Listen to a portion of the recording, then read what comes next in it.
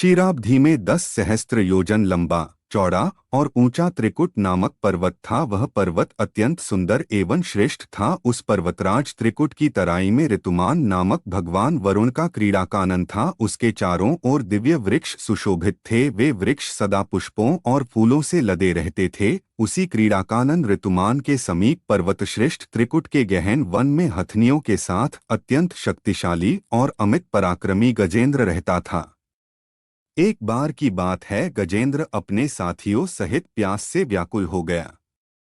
वह कमल की गंध से सुगंधित वायु को सूंघकर एक सरोवर के तट पर जा पहुंचा। गजेंद्र ने उस सरोवर के निर्मल, शीतल और मीठे जल में प्रवेश किया। पहले तो उसने जल पीकर अपनी प्यास बुझाई, फिर जल में स्नान कर अपनी थकान मिटाई। तत्पश्चात उसने जलक्रीड़ा आरंभ कर दी। वह अपनी सूंड में जल भरकर उसकी फुहारों से हथिनियों को स्नान कराने लगा।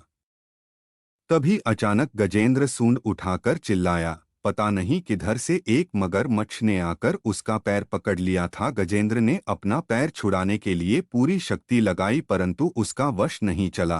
पैर नहीं छूटा। अपने स्वामी गजेंद्र को संकट में देखकर हथिनियां और अन्य गज अत्यंत व्याकुल हो गए।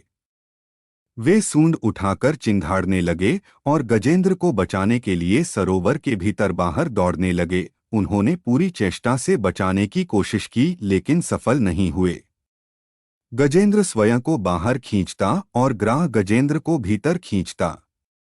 सरोवर का निर्मल जल गंदला हो गया था। कमलदल क्षत-विक्षत हो गए। जलजंतु व्याकुल हो उठे। गजेंद्र और ग्राह का संघर्ष चलता रहा।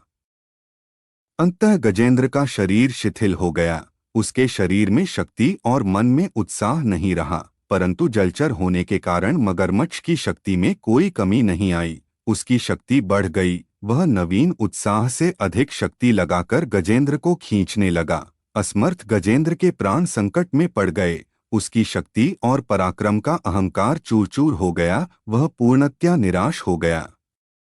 किंतु पूर्व जन्म की निरंतर भक्ति आराधना के कारण उसे श्री हरि की याद आ गई और जोर से श्री हरि को पुकारा, हे श्री हरि मेरी रक्षा कीजिए।